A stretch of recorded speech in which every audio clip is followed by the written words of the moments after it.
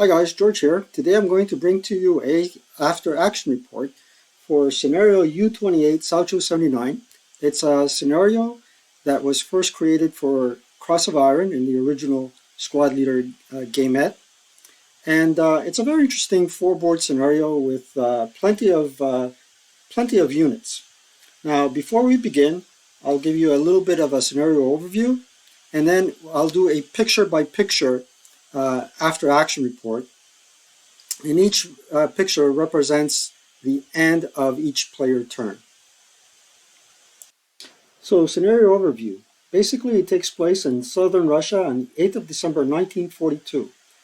And it's based on the relief of Stalingrad. So, the 6th Army has already been encircled, and certain forces are coming to the rescue of the 6th Army in an attempt to relieve them. In the actual game, the scenario victory conditions consist of the German winning a game end by controlling 12 buildings between hex rows L and V on board 3.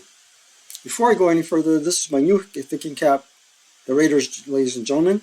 I'm going to turn off my video capture so you guys can see more of the board.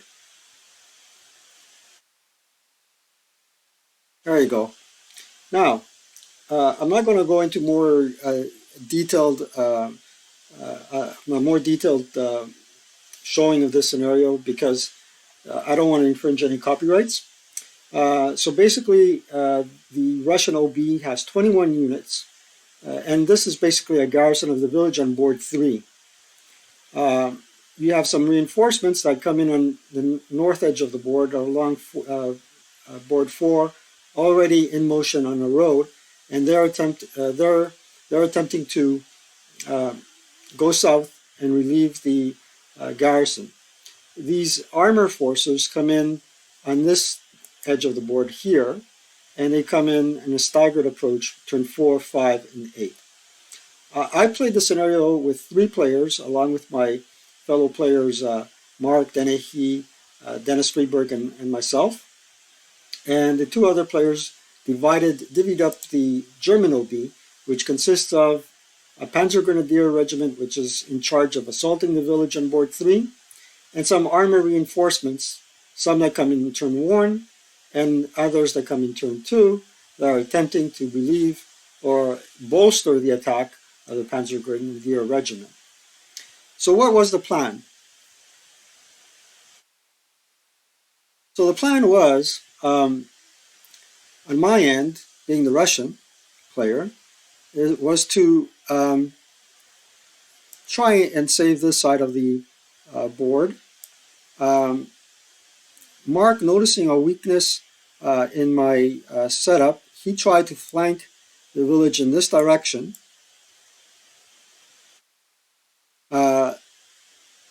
Dennnis, on the other hand, being the fellow that was representing the German reinforcements, came up this road and tried to block here, and my axis from going here. Now, as the Russian player on this side of the board, I knew that my goose was cooked with only having trucks here and a 45L. Actually, it was a 45 double L. So my plan was divert here and set up the gun here as soon as possible to deny access to the German player of the third level heights here. And as much as I can here and there, and ultimately here if possible.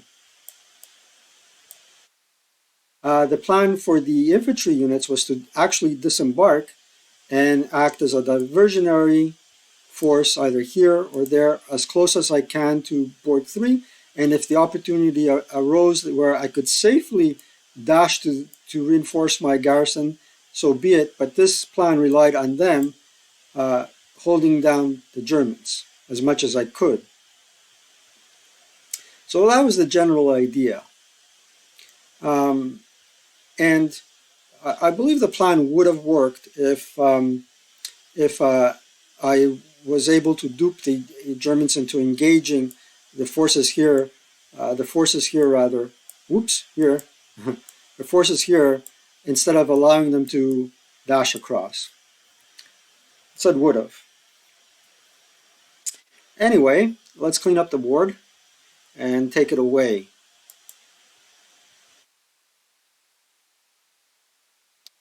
So let's start with turn one.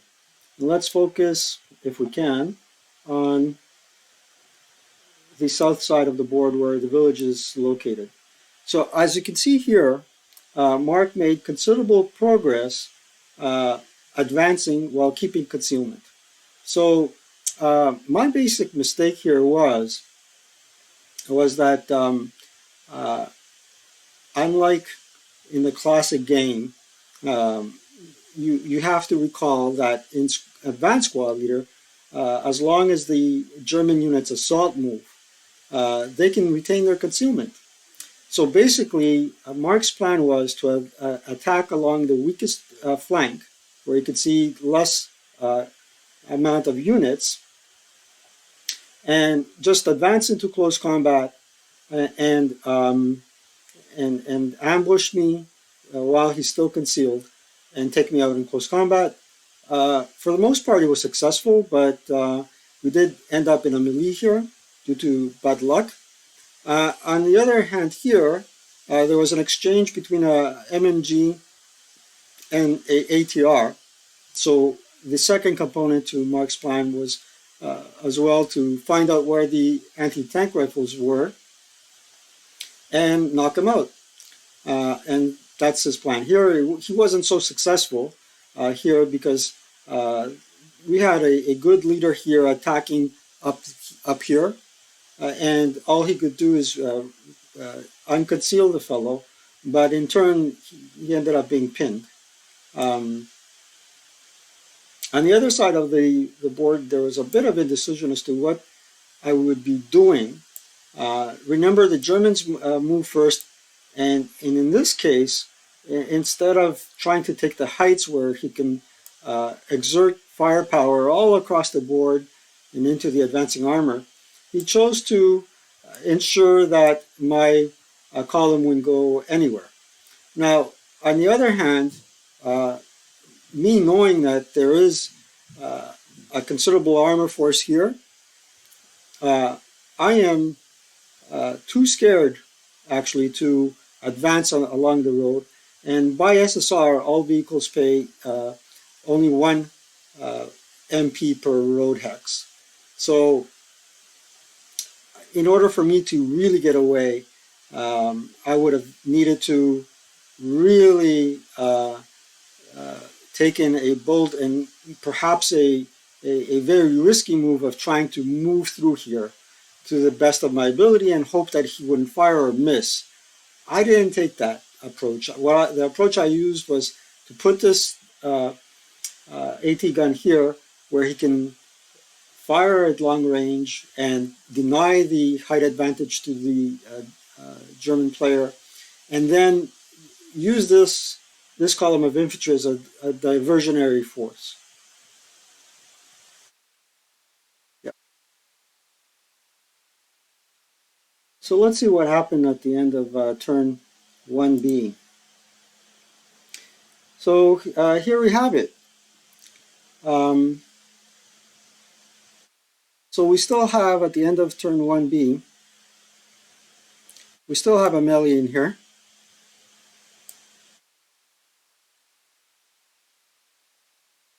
There. We successfully deployed that AT gun here. Or you can highlight it here. Or maybe we can highlight it this way. Hold on one sec. There you go. Dexterity issues. And we brought most of the column into these woods. And the purpose was to deny access to these fellows. And we're also baiting them with 2 units here.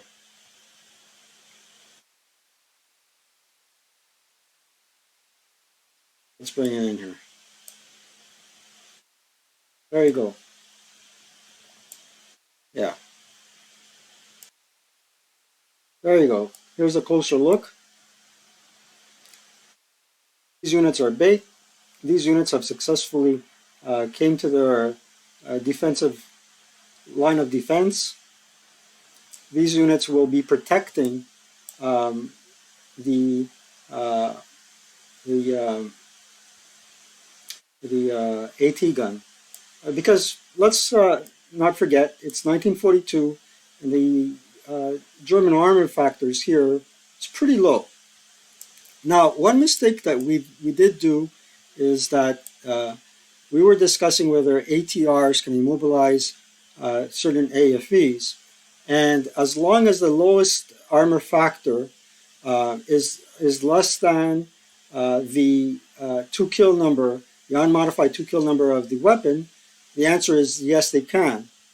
Now, overall, that mistake did not have an effect on the overall uh, consequences of the game because, as you can see, what ensued here was a successful flank attack, resulting um, in the Russians breaking early, and also there are two leaders with artillery modules, and the German unit did succeed in gaining a height advantage in Q6 and ultimately rained some OBA on my the majority of my stacks here, which was unfortunate for the Russians. So this is the end of turn 1B. So let's go on to turn 2A. 2A, not much has changed except now the German has advanced further into the village, and there's still a melee here.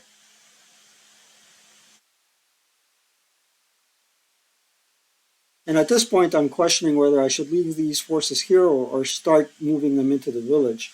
And another decisive decision by the German player was to um, forego trying to engage these units here and go all out into the village.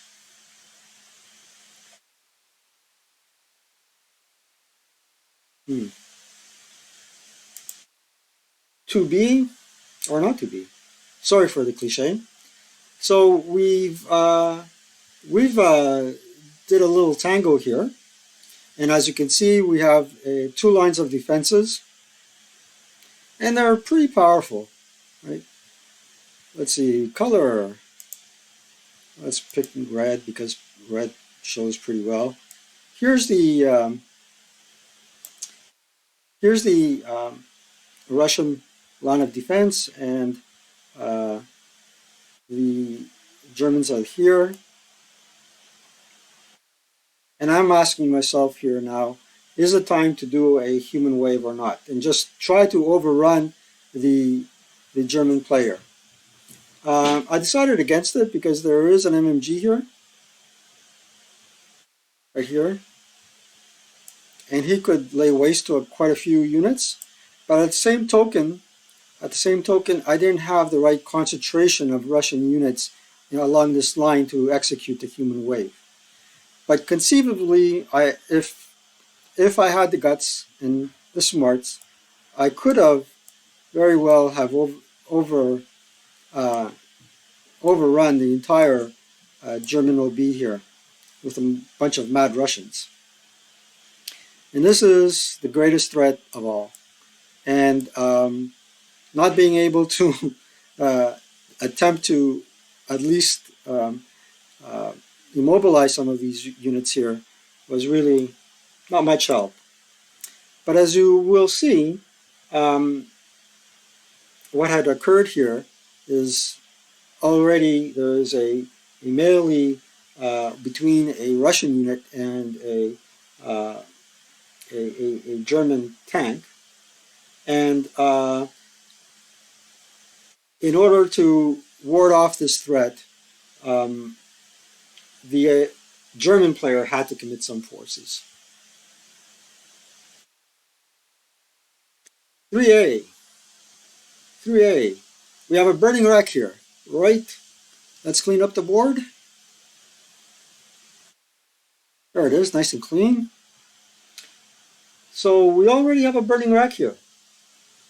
And that was because I believe the German player engaged the Russians in close combat.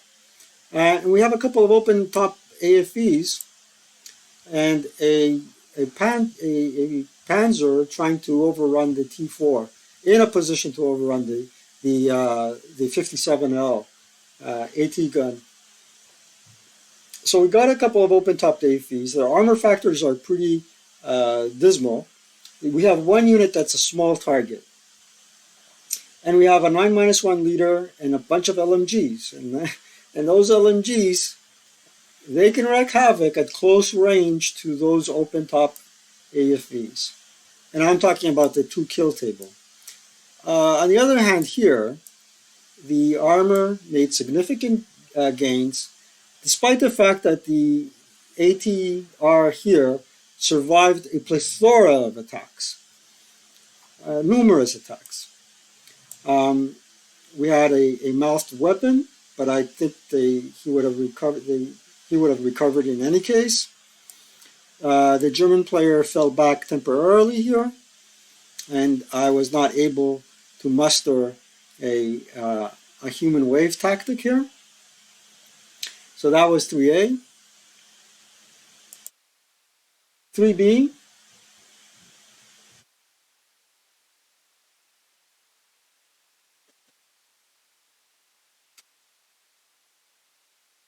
So, as I was saying, some progress for the German player, but not that significant. We do have at least 2 damaged AFVs. These trucks going in this southerly direction are my attempt to test the German armor and see if I can get any units behind them. I'm entrenching here because the plan was to try and deny these fellows the heights here and take them out with firepower if possible. But I said, same token, when the German armor reached Hill 522, my 57 LL, with my 57 LL, I was a bit indecisive as to whether I should hit the German armor or go after the German infantry. And let me tell you, with a LL gun at a long range, you still have a good chance of getting the job done. Next turn, 4A. Now it's beginning to look a little bit dismal for the Russians in on the village board, because the German player has made significant progress in terms of bringing his armor up unimpeded. Again, here's another ATR that missed out an opportunity to at least immobilize these units that were facing him. This fellow was out of line of sight of everybody, but these 2 units were well within range to be blown up or at least immobilized, because their armor factor is a 3, and I believe the 2-kill number for the ATR is at least a 5. Unmodified. Let's double check. Well, a Russian ATR is 6. So that should have been easy pickings, but still, it is what it is. And on the north side of the board, here's the game changer right here. Let's highlight it. No, we won't highlight it. You can see the little cursor here. The radio. Being able to successfully bring down OBA all the way down in this area.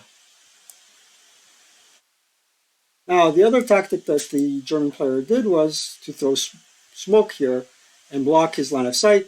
This fellow tried to overrun the AT gun, and this unit here is actually a Panzer. It did not succeed, and ultimately it did not survive, but a crew did survive. Again, engaged the AT gun in close combat, but the Russian player trumped the German player in this respect here. Hey, 4B. 4B, what is significant about 4B is the Russian armor up here came on board using platoon movement, and then we're going to try and bum rush these units here. Now, these Russian units here, these Russian armor units here, kept a German AT gun from going up on the hill.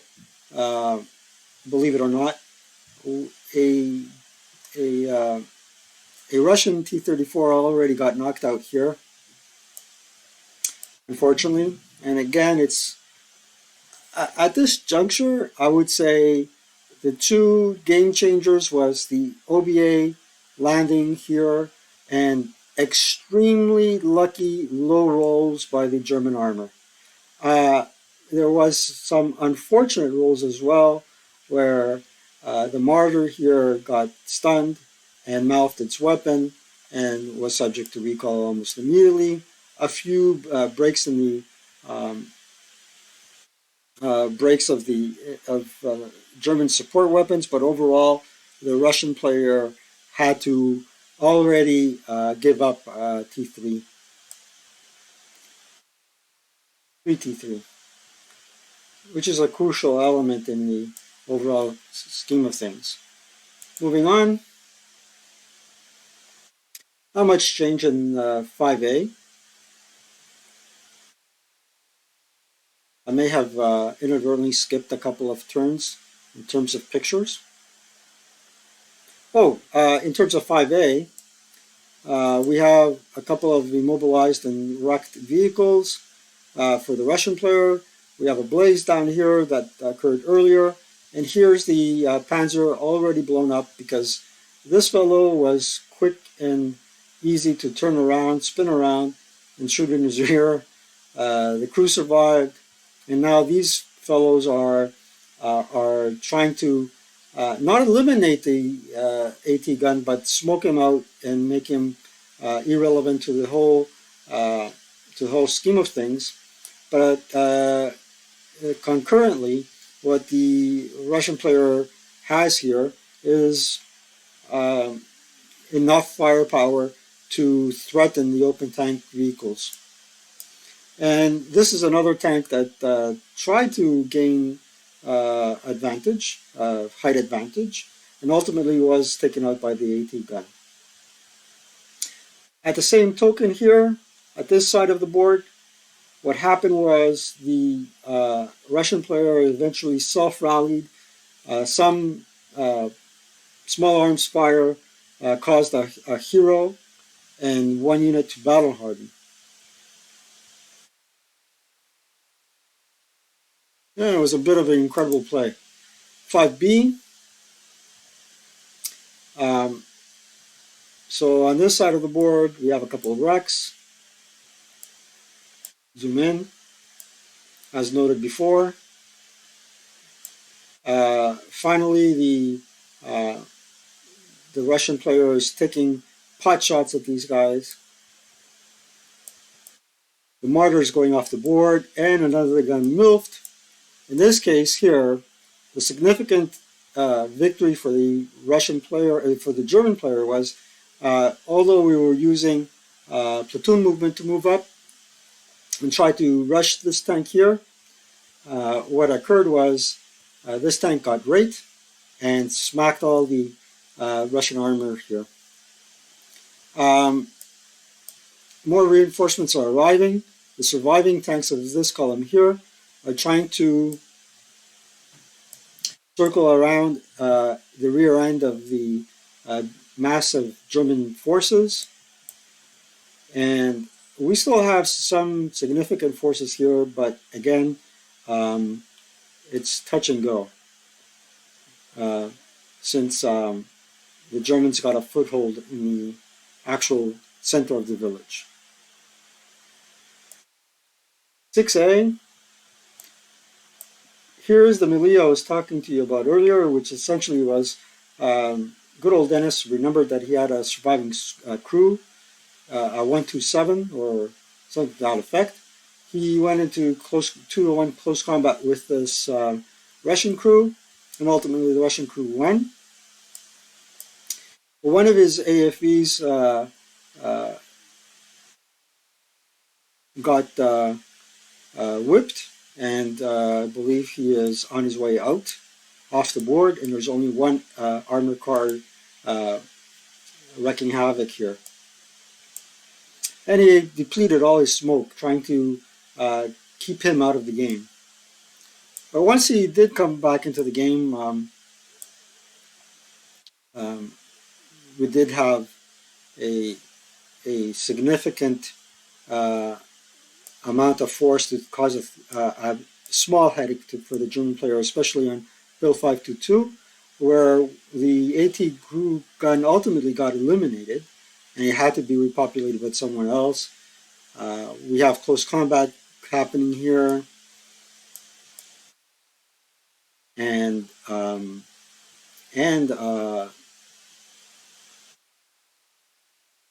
something going on here with the German armor being challenged by this big guy, KV-1, and another uh, heavy Russian armor units coming over here. But again, I think in this case, the overall luck was in the Germans' favor.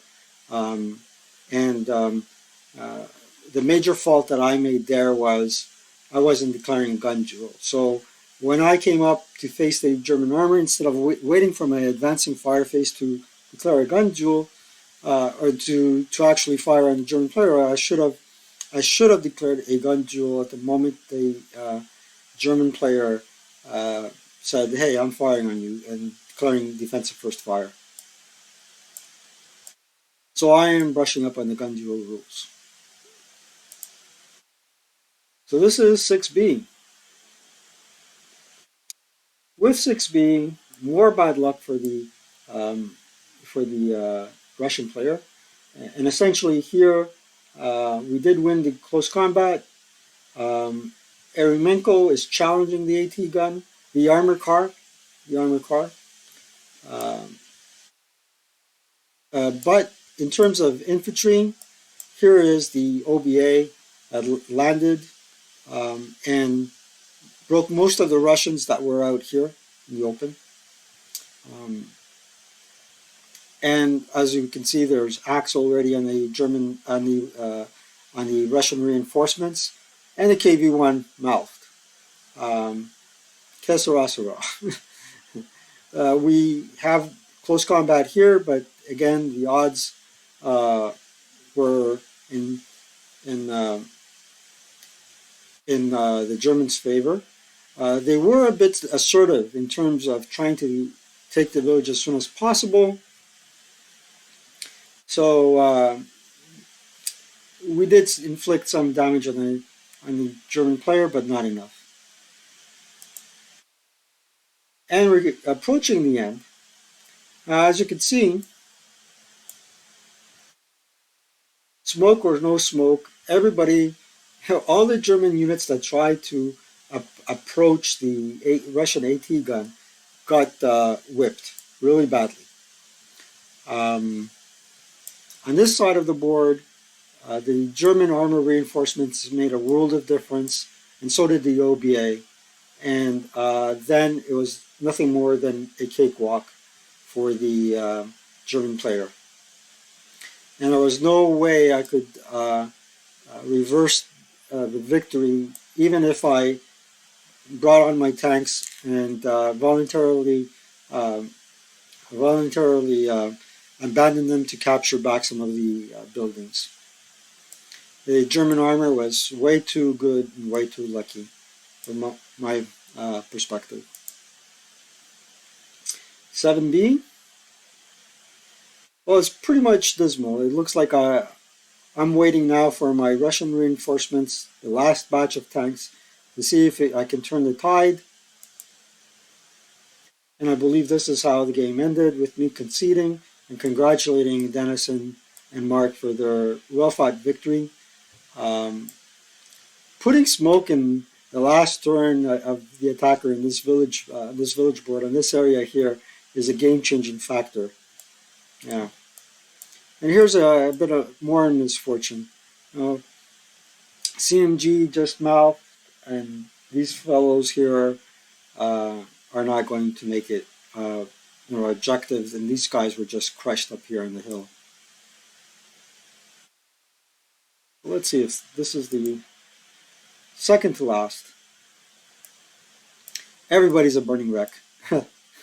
I thought that the uh, German army here overextended itself, and I did a little pincer movement, but unfortunately, uh, some of the blazes here are due to uh, good lucky rolls on the German player's behalf.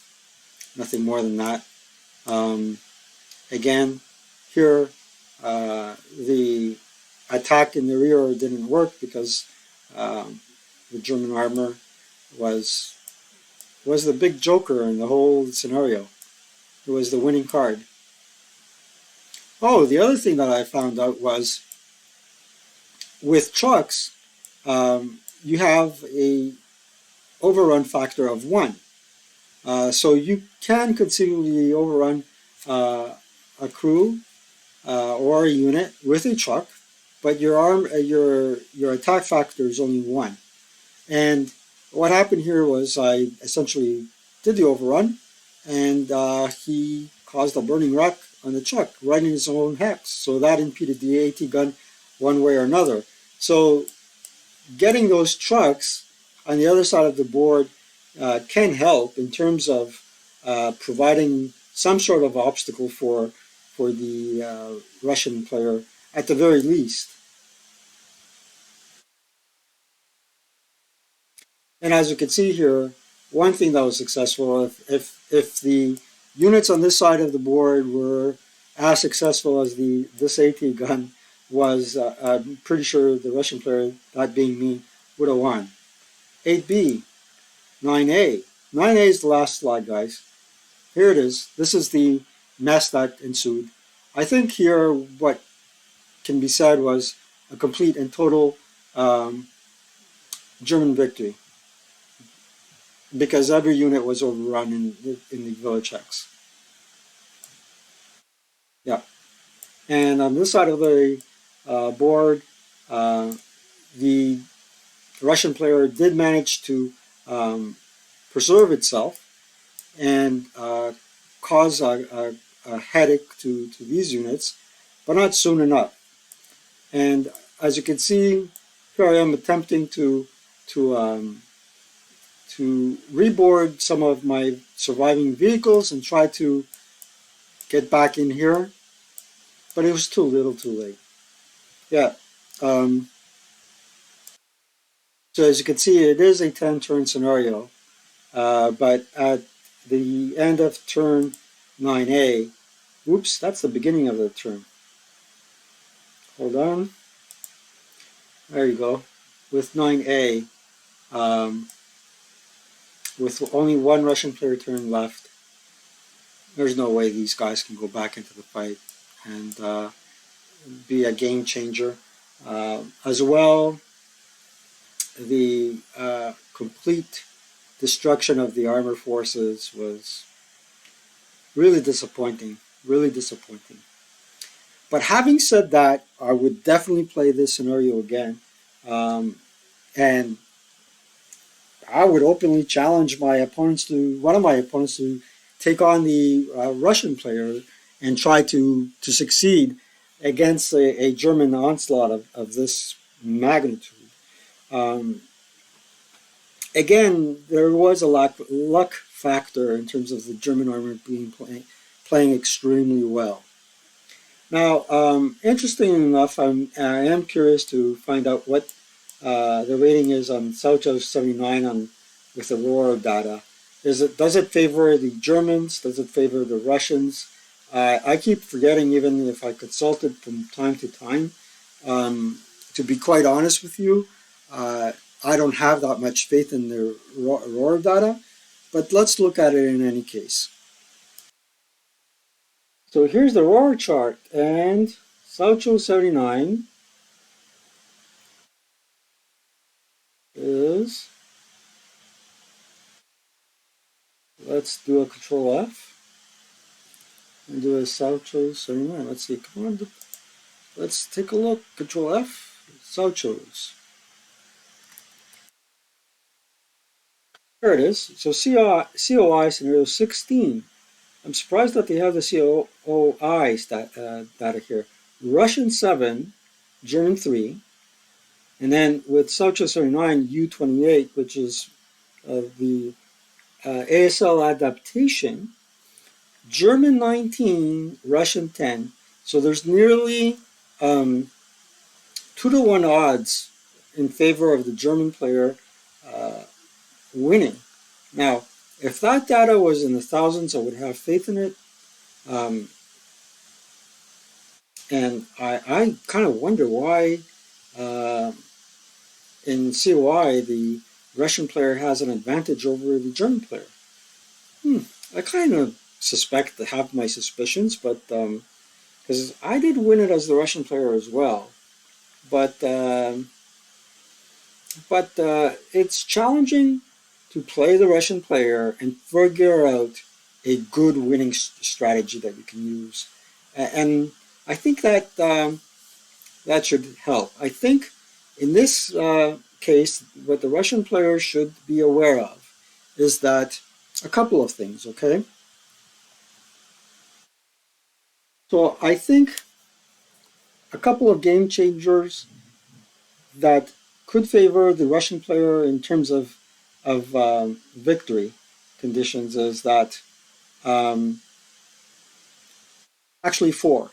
First and foremost, remember that the ATR can uh, probably um, immobilize this unit at the very least. But also do not forget that the Russian ATRs have a unmodified two kill number of 6, not 5. They definitely cannot. There may be a unit that in the German OB that may not be subject to immobilization, but I could be wrong. Okay, that's number one. Two, your trucks here, believe it or not, have the ability to overrun using one firepower factor. So they're not completely useless. Number three is that as you bring in your Russian uh, armor reinforcements, do not forget uh, the possibility of declaring a, a gun duel versus any defensive first fire declared by the German player. Okay? And number four, in setting up your um, your um, Russian units, do not do the same mistake that I did. For example, these units here are going to be subject to a nasty close combat, uh, a nasty close combat attack by the concealed units here. Here, not so much, but still, when you are setting up front, uh, and the Russian player moves first, there is a 12 up 1 attack right off the bat. All these guys have to do is assault move into these 3 hexes and then eliminate these units that should be guarding the village in a concealed fashion. So again, perhaps a upfront um, defense may not be in order here. So that's more or less my 40-minute after action report of Sowchos 79. I can perhaps put back my video capture. Here I am with the Raiders hat, this thinking cap these days. So that's it for Sowchos 79.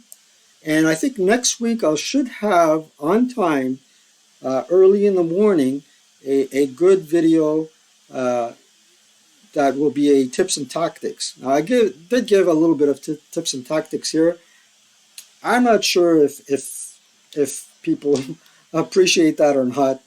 I'm pretty sure all the regular viewers do. Um, and let me know what your thoughts are.